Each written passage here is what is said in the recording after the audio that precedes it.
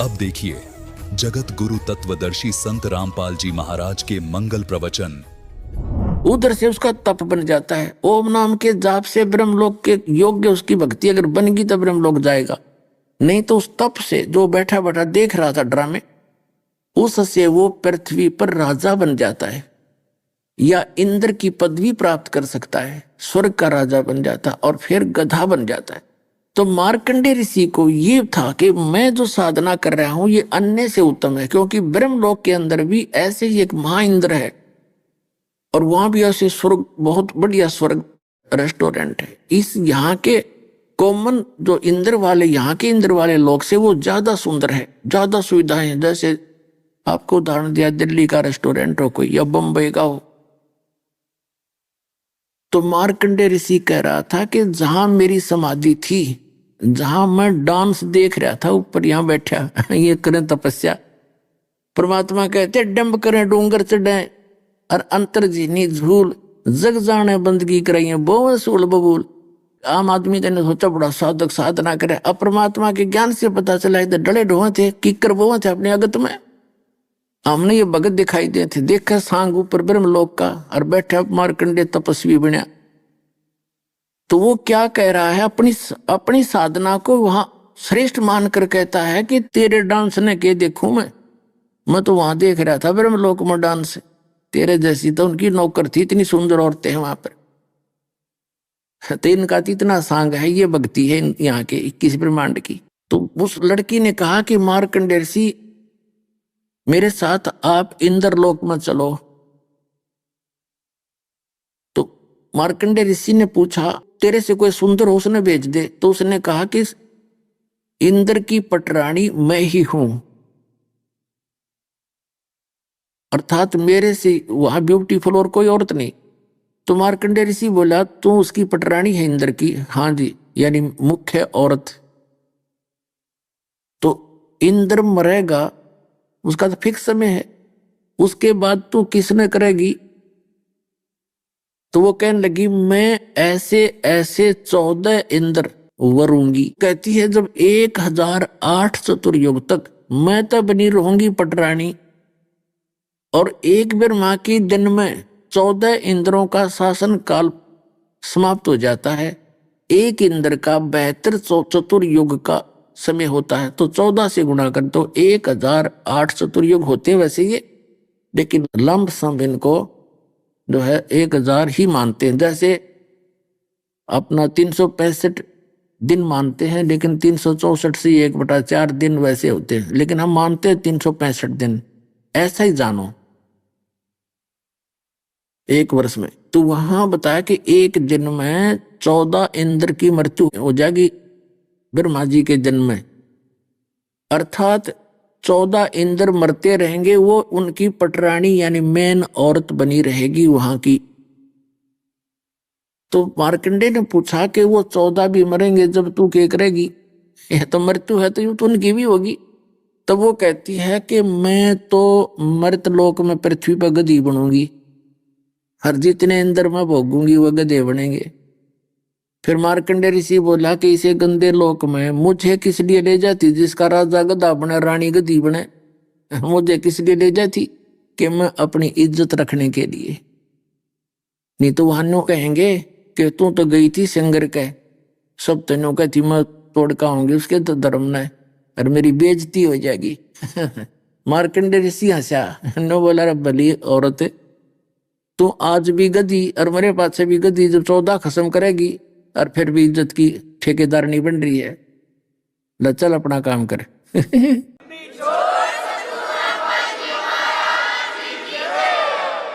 तो यहाँ सबकी रोल मार रखी काल ने, सबको भूल भुलैया कर रखी है। इतनी बातें हो रही थी तो इतने में इंद्र आ गया। इंद्र आ गया, कहने लगे हे बंद निवाज, आप जीते हम हारे, आप अपनी गद्दी स्वीकार करो, हम हार गए। तो मार्कंडेय ऋषि कहने लगे अरे अरे इंद्र, तेरी इंद्र की गद्दी हमारे लिए काग की बींट है, इसकी तरफ देखूं भी नहीं, क्योंकि उसने ऊपर का सुख देख रखा ब्रह्मलोक का, काल के उस बड़े जाल का। फिर एक दिन मार्कंडे ऋषि बैठा था और चींटियों की कतार जा रही थी, आ रही थी, कीड़नाल चल रहा था, कीड़नाल, ऐसे चींटियों की कतारें। मार्कंडे ऋषि ध्यान से देख रहा था। इंद्र पीछे से आके खड़ा हो गया, काफी देर देखता रहा। फिर बाद में प्रणाम करके कहा कि ऋषिवर, इन चींटियों का क्या निरीक्षण कर रहे हो? मार्कंडे ऋषि ने कहा कि मैं ये देख रहा हूं कि इन चींटियों में से कौन सी चींटी कितने बार इंद्र की पदवी पर रही है। इंद्र ने कहा कि क्या चींटियां भी? कहा ये इंद्र रही है? कहा इंद्र रही है, कभी स्वर्ग की राजा रही है। तो क्या देखा महाराज आपने कि इसमें एक चींटी ऐसी है जो केवल एक बार इंद्र की गद्दी पर रही है, बाकी तो कई कई बार धक्के खा चुकी है वहां पर। अपने आत्माओं विचार करना। ये आप जी के लिए एक पैमाना बताया जा रहा है कि तुम कौन सी वस्तु चाहिए और यहाँ की कौन सी वस्तु कितनी स्थिर है, कौन सा सुख स्थिर है। और 8वें अध्याय के 16वें श्लोक में लिखा कि ब्रह्म लोक में गए हुए प्राणी जन्म मृत्यु में, जो ब्रह्म लोक में प्राणी चले जाते हैं वहां सुख ज्यादा है, यहाँ से बकवाद ज्यादा है, लेकिन उनका समय भी ज्यादा है। यहाँ तो ब्रह्मा के एक दिन में ये सब नाश हो जाएंगे, या जन्नत भी जाएगी, स्वर्ग लोक भी, यो भी, पाताल भी, पृथ्वी भी, एक बार सब प्रलय हो जाएगी, पानी पानी हो जाएगा। और उसके बाद ब्रह्मलोक का नाश होगा जब एक ब्रह्मा जी की मृत्यु होगी, यानी इसके 100 वर्ष पूरे होंगे, जब वो ब्रह्मलोक नाश होगा। उसके प्राणी मतलब वहां तब तक उसमें रहेंगे, ब्रह्मलोक नाश नहीं होगा, वहां के प्राणी का इतना लंबा समय होता है, उसके बाद उनकी फिर जन्म मृत्यु होती है। वो समय ज्यादा है, इसलिए उसने उसको फाइनल मान लिया मार्कंडे ऋषि ने। अब परमात्मा निर्णय देते हैं, क्या बताते हैं? मन तू चल रे सुख के सागर, जहां शब्द सिंधु रत्नागर। भाई कोटि जन्म तन भर मत होगे, कुछ ना हाथ लगा रे। कोटि जन्म तन भर मत होगे, कुछ ना हाथ लगा रे। कुकर सुकर खर बया बोरे, तू कौवा हंस बुगारे। मन तू चल रे सुख के सागर, जहां शब्द सिंधु रत्नागर। फिर बताते हैं, कोट जन्म तो राजा की न मिटी न मन की आशा, भिक्षुकों का दर दर गुम्या, ये मिला ना निर्गुण रासा। इंद्र कुबेर ईश की पदवी, ब्रह्मा वरुण धर्मराया, और विष्णुनाथ के पुर को जाकर तो फिर भी वापस आए। अब इन ब्रह्मा विष्णु महेश्वर की तो आपको पता लग गया इनकी तो कितनी छोटी आयु है ब्रह्म की तुलना में, और अक्षर पुरुष की तुलना में तो गिनती नहीं होती इनकी। और इन देवताओं की आयु के सामने हम चींटी समझ लो, और हम इस मनुष्य जीवन की इस आयु ने बहुत गणी मान रहे हैं। अब ज्ञान होगा आपको इस तत्व ज्ञान से। फिर क्या बताते हैं कि असंग जन्म तन मरत्या होगे, जीवित क्यों नाम रह रे। और 12 दर महल मठ बोरे, 12 द्वार के अंदर वो मठ है, वो स्थान है, वो सतलोक है, जहां जाने के बाद बहुर जन्म नहीं होता, बहुर ना दे धरे रे। अब जीवित मरना क्या है अपनी आत्माओं? जैसे देखो यार, भूल लग रही है आपके और प्रेशर ज्यादा है इस काल का, धीरे धीरे भगवान का सहारा आपको मिलने लगेगा, परम पुरुष का, परमेश्वर का। फिर आपको समझ में भी आएगी, आपका मन भी हटेगा और डटे भीगा परमात्मा के ऊपर, क्योंकि आपको ऐसे प्रमाण दिखा देगा। अपना हलन जगह ना छोड़े, ऐसे मजबूती दिखाओगा, अपनी शक्ति दिखाएगा, आपके साथ रहेगा। बच्चा मैं साथ हूं, बेटा बेटी तुम चिंता मत करना, पर रहना दृढ़ मेरे ऊपर, विश्वास करना। कहे कबीर सुनो विषादो, मैं तो हूं विश्वास में, जय मैं गॉड मान लिया तुमने, फिर तुमने कोई लानिया नहीं है, तुम्हारे पर कोई आपत्ति लाने वाला नहीं है। हमारे यह बात ना समझ में आती कि कबीर इज गॉड। आम आदमी ने कहे भाई और तो थारी बात सच्ची मानना हम, पर कबीर ने भगवान बताओ ना, या ना दस्ती। अरे बात ताड़े बिगड़ी सारी, भगवान यही है और न बतावा किसी ने, तुम बता दो इसके इक्विवेलेंट को और परमात्मा हो तो, अरे से सुख करवा के दिखा दो उन भगवानों से जो हमारा कबीर भगवान कर रहा है। और सब प्रमाण दे रख, सब सदग्रंथों में प्रमाणित आंखों देखा, संत बताओ तो परमात्मा कबीर जी कहते हैं, कहे कबीर सुनो विषादो, मैं तो हूं विश्वास में। जिस दिन तुम्हें ये विश्वास हो जाएगा कबीर इज गॉड, उस दिन ढूंढा उठा देगा आपके पल पल में साथ दिखाओगा।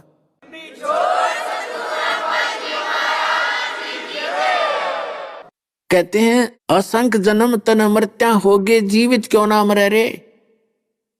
अब जीवित कैसे मरना है, जैसे हम सत्संग में या भक्ति में आलस करते हैं कि कहीं घर पे कोई हानि ना हो जा, कोई काम ना बिगड़ जा।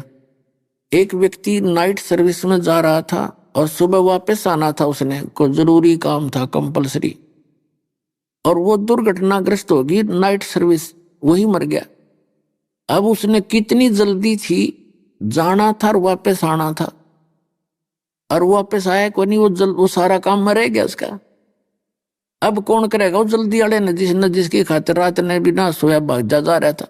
तो परमात्मा कहते हैं जब तुम सत्संग में आने लगो तो और आपको ये मन थोड़ा बहुत डरावे, तो परमात्मा इस बात ने याद करके चाल पड़ी, नो सोच के भी हम नो सोच ला 3 दिन के लिए मर गए। अब 3 दिन के लिए नो सोचकर आगे 3 दिन में कोई काम खराब हो भी गया तो फिर जाके संभाल लेंगे। हर जब परमानेंट टिकट कटेगी जब क्या करोगे, फिर भी तो सब्र करना पड़ेगा। अरीब 3 दिन में कुछ बिगड़ा नहीं, क्योंकि भगवान की तरफ चलते हैं, काम बिगड़ा नहीं करते, दुनिया ठीक होया करें, ये विश्वास रखना। पर धीरे धीरे दिल मजबूत होगा आपका, क्योंकि अभी तक काल ने घने डरा रखे, हमें बुरा हाल कर रखे, हमारा जीवन छोड़ रखे। धीरे धीरे आपका यह बात विश्वास दृढ़ होगा। तो कहते हैं असंग जन्म तन मृत्या हो गए, और जीवित क्यों नाम रह रे, 12 मद मैल मठ बोरे बोर ना दे धरे रे। फिर क्या बताते हैं, दोजक मीन नरक और बहिष्ट माने स्वर्ग, दोजक बहिष्ट सभी तय देखे, राजपाट के रसिया, और 3 लोक से तरपत नाही यो मन भोगी खसिया। इस मन की इतनी बुरी आदत है, जैसे कोई सरपंच बन जाता गांव का प्रधान, उसकी नीयत ये रहती है मैं चेयरमैन बनूं, जो बात बने अगले वर्ष वो चेष्टा करता अगली प्लान में कि चेयरमैन बनूं। चेयरमैन बनने के बाद फिर उसकी नीति बन जाती है कि मैं एमएलए बनूं, जो बात बने भाई। एमएलए बनने के बाद उसकी नीति होती है कि मंत्री बनूं तो बात बने, नहीं तक कोई फायदा नहीं एमएलए पद का। और मंत्री जो बन जाता है उसकी नीयत रहती है मुख्यमंत्री बनूं तो बात ठीक, नहीं तो भाई कोई नहीं आनंद आया, अभी पराधीन हूं मैं। और जो मुख्यमंत्री बन जाता है उसकी नीयत रहती है प्रधानमंत्री बनो, जब बात रास आवे। इतने टिकट कट ले गधा बने पावे फिर वो। परमात्मा कहते जो काम करने का वो करा नहीं जाता, कहते 3 लोक भी दे दे इस मन पापी ने, इसकी सेटिस्फेक्शन नहीं है, इसको संतोष नहीं है, तुम्हें मूर्ख बनाए रखता है, तेरी जीवन अंत हो जाता है, तुम्हारी डिमांड खत्म नहीं होने देता। तो क्या बताते हैं, दोजक नरक बहिष्ट स्वर्ग, दोजक भिष्ट सभी तय देखे, राजपाट के रसिया, और 3 लोक से तरपत नाही यो मन भोगी खसिया। सतगुरु मिले तो इच्छा मेटे, पद मिल पदे समाना, और चल हंसा उस लोक बठाऊं जो आदम रस्ताना। सतगुरु मिले तो इच्छा मेटे, कोई सतगुरु मिलेगा ये हटाओगा सारा डंगा आपका, ये इच्छाएं खत्म करेगा यहाँ की। और पद मिल पदे समाना, पद यहाँ पद के 2 अर्थ हैं। जैसे गीता अध्याय नंबर 15 के श्लोक नंबर 4 में कहा कि तत्वदर्शी संत की प्राप्ति के उपरांत परमेश्वर के उस परम पद की खोज करनी चाहिए, जहां जाने के बाद साधक फिर लौटकर कभी संसार में नहीं आते। तो पद माने 2 अर्थ हैं, पदमल पदे समाना। पद माने पद्धति, way of worship, method of worship, पूजा की विधि, पद पद्धति, यानी पद्धति सही मिले, सत साधना मिले, पूरा कंप्लीट कोर्स मिले, वो पद्धति मिले भक्ति की। तो उस पद मिल पदे समाना, उस सत भक्ति से उस परम पद में समावांगे, वहां पहुंचेंगे।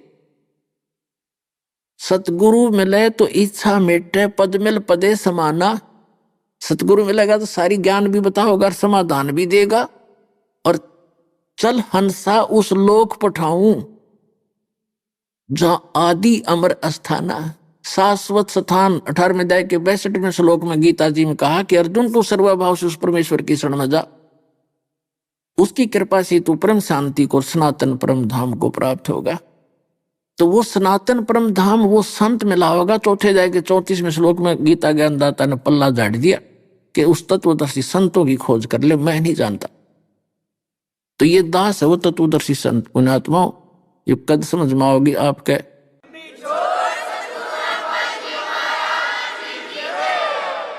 कहते हैं सतगुरु मिले तो इच्छा मेटे, पद मिल पदे समाना, और चल हंसा उस लोक पठाऊं जो आदि अमर स्थाना।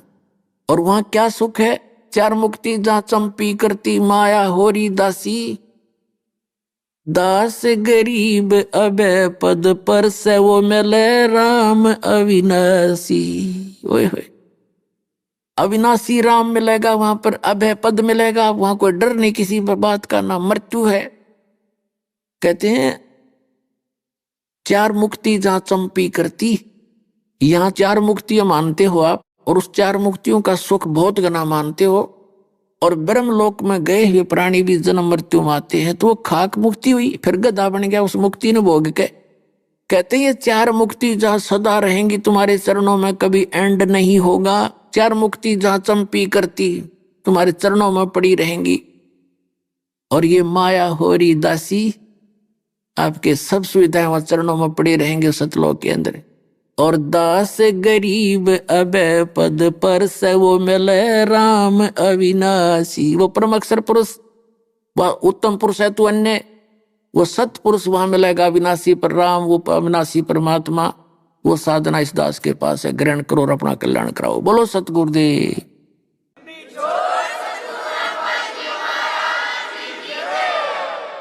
परम पिता परमात्मा पूर्ण ब्रह्म, सारी सृष्टि के रचनहार कुल मालिक कबीर परमेश्वर जी की असीम रजा से आप चंद पुण्यात्माएं सत्संग सुनने के लिए उपस्थित हुए।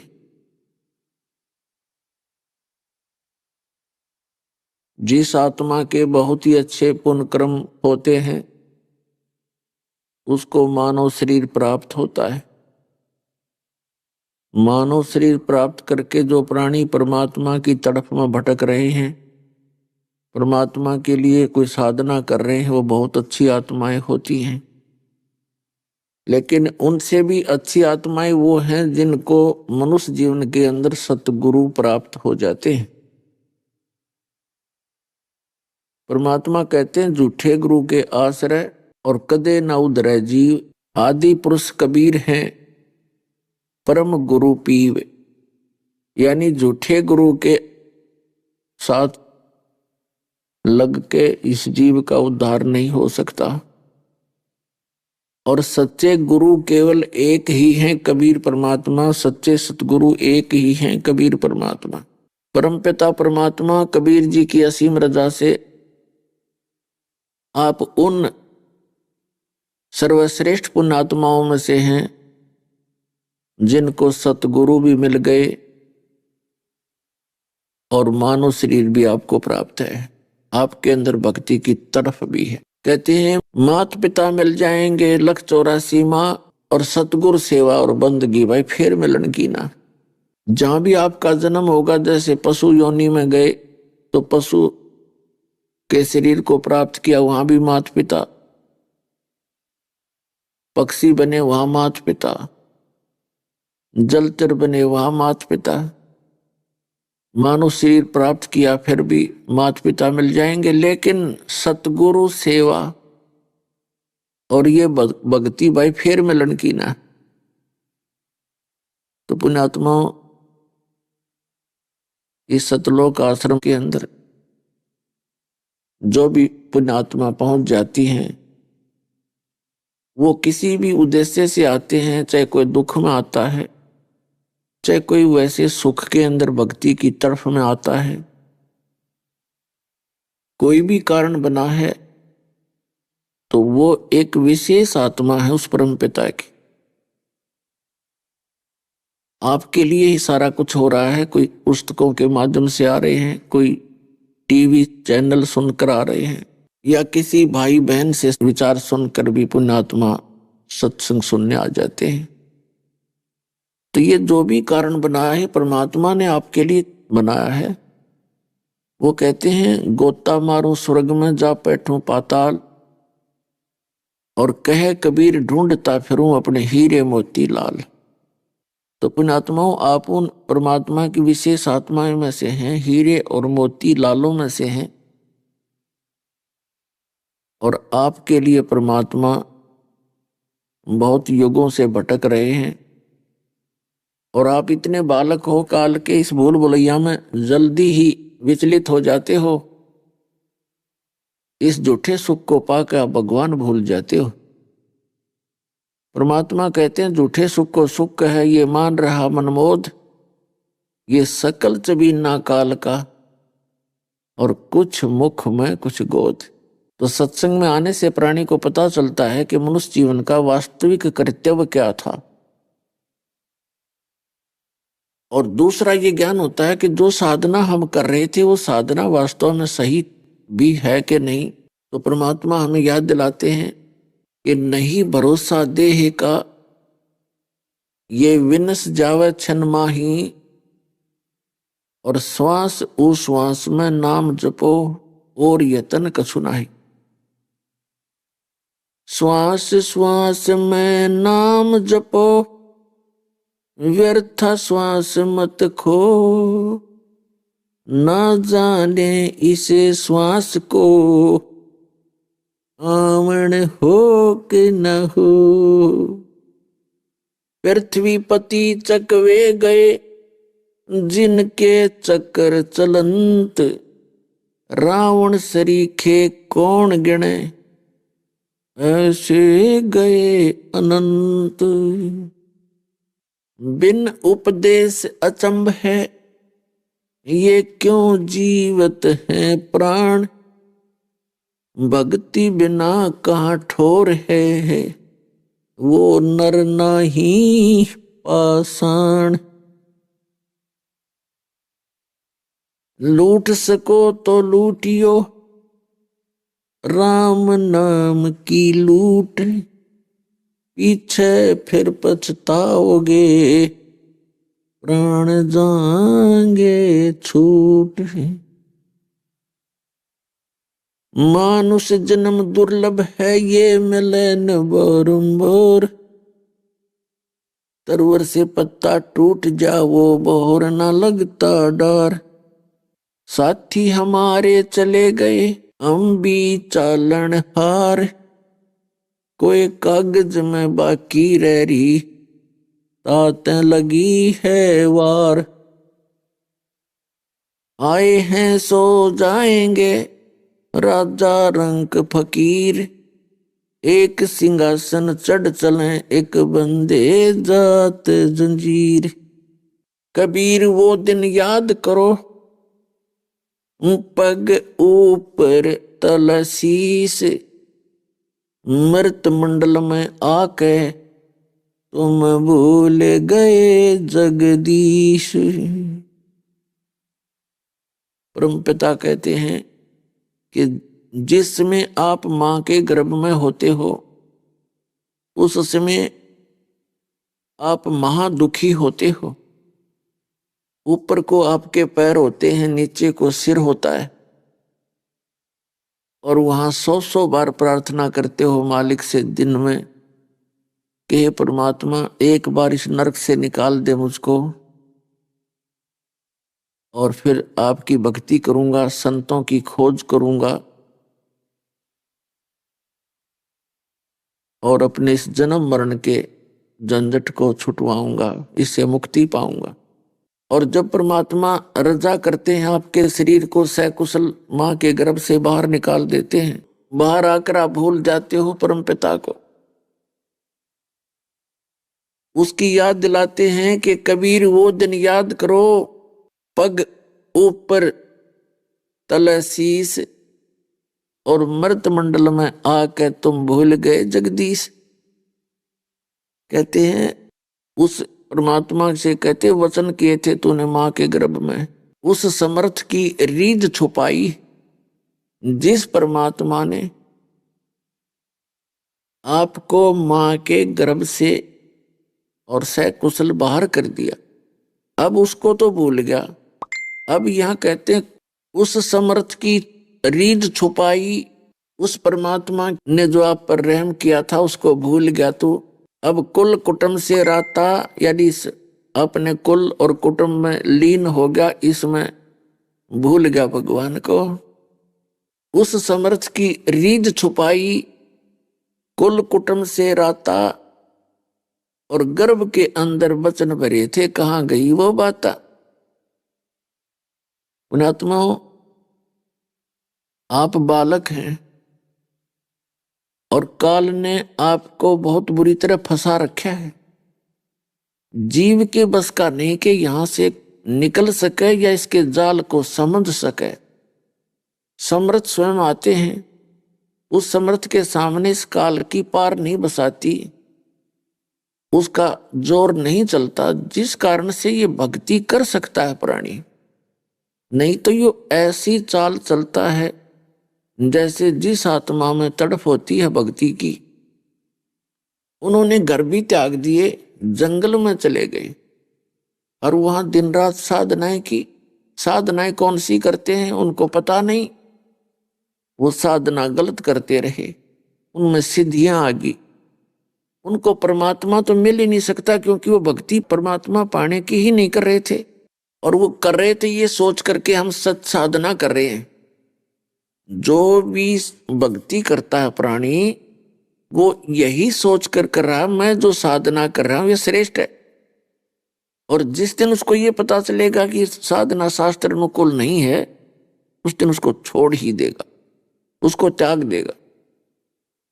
श्रीमद् भगवत गीता अध्याय नंबर 4 के श्लोक नंबर 25 से लेकर 30 तक यही निर्णय दिया है कि अर्जुन, कोई तो देवताओं की पूजा करता है, कोई योग अभ्यास करता है, कोई तीक्ष्ण व्रत करता है, कोई तपस्या करता है, कोई योग साधना यानी योग करता है, और कोई स्वाध्याय करता है, और सभी अपनी अपनी साधनाओं को पापनाशक मानते हैं।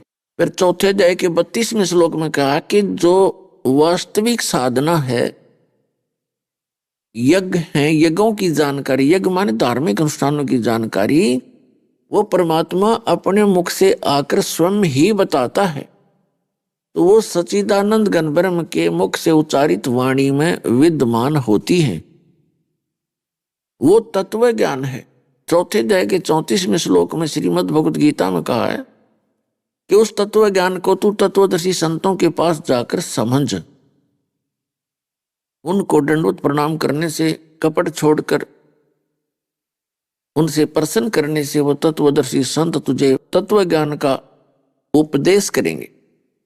इससे सिद्ध है कि एक तो गीता ज्ञान दाता उस तत्व ज्ञान से परिचित नहीं है, दूसरा ये है कि वो यथार्थ ज्ञान परमात्मा ही आकर बताता है। तो 600 वर्ष पहले आकर के उस कबीर परमेश्वर ने बनारस में 120 वर्ष रहे, भारत की पावन धरती पर, और यहां पर उन्होंने अपने मुख कमल से जो तत्व ज्ञान बोला उसको कबीर वाणी बोलते हैं, कबीर सागर, कबीर शब्दावली, कबीर बीजक। ये वो तत्व ज्ञान है, लेकिन इस तत्व ज्ञान के अंदर भी बहुत गूढ़ रहस्य हैं जिनको आज तक ये कबीर पंथी समझ नहीं सके और वो वास्तविकता से दूर रहे। तो उसके लिए परमात्मा स्वयं आते हैं या अपना कोई निजी प्रतिनिधि भेजते हैं। जब 600 वर्ष पहले परमात्मा स्वयं आए थे, उस समय अपने मुख कमल से ये तत्व ज्ञान उच्चारण करके वो चले गए थे। सहशरीर आए थे और सहशरीर चले गए थे। अब पुण्यात्माओं, उस परमेश्वर ने इस दास को भेजा है आप जी को ये तत्व ज्ञान समझाने के लिए। तत्व ज्ञान तो वो बता ही गए थे, वो तो एक सिलेबस है भगवान के पाने का। फिर उसके लिए टीचर की आवश्यकता पड़ती है स्टूडेंट्स को समझाने के लिए। ये दास वो स्पिरिचुअल टीचर बना दिया परमात्मा ने, सद्बुद्धि देकर कबीर भगवान ने। और टीचर का काम होता है अपने सिलेबस को पढ़े और उसके अनुसार फिर विद्यार्थियों को ज्ञान करावे।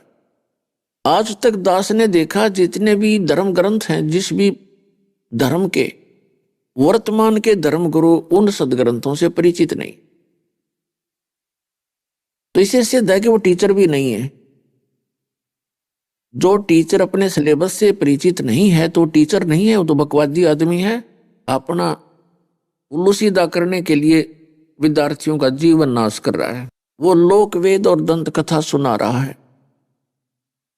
तो पुण्यात्माओं, आपके ऊपर मेहर हुई है परमात्मा की, उस कबीर भगवान की, कि आप जी को वो परमात्मा के जो ग्रंथ हैं उन सदग्रंथों का गूढ़ ज्ञान आप तक पहुंच रहा है।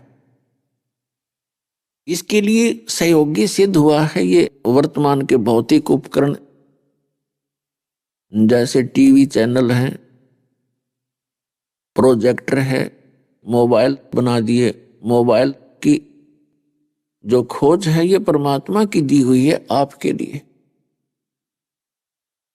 ऐसी सुविधा आपको दे दी पुण्यात्माओं, जेब में डाल के मोबाइल और लगा के मंत्र और कान में लगा दे लीड, ना तो साथ वाले ने पता यू करके रहा है, ना कोई डिस्टरबेंस हो। अभी आपने सुने संत रामपाल जी महाराज के मंगल प्रवचन। आइए अब सुनते हैं संत रामपाल जी महाराज से नाम दीक्षा लेकर सतभक्ति करके अद्भुत लाभ प्राप्त करने वाले अनुयायी के विचार। सच्चा साधक जो परमेश्वर प्राप्ति की चाह में भक्ति साधना कर रहा हो, उसे भक्ति मार्ग में चाहे कितनी ही कठिन भक्ति साधना क्यों न करनी पड़ जाए, वो साधक अवश्य अथक प्रयास करके प्रभु को खुश करने में जुट जाता है, फिर चाहे उसे कोई त्याग ही क्यों न करना पड़े।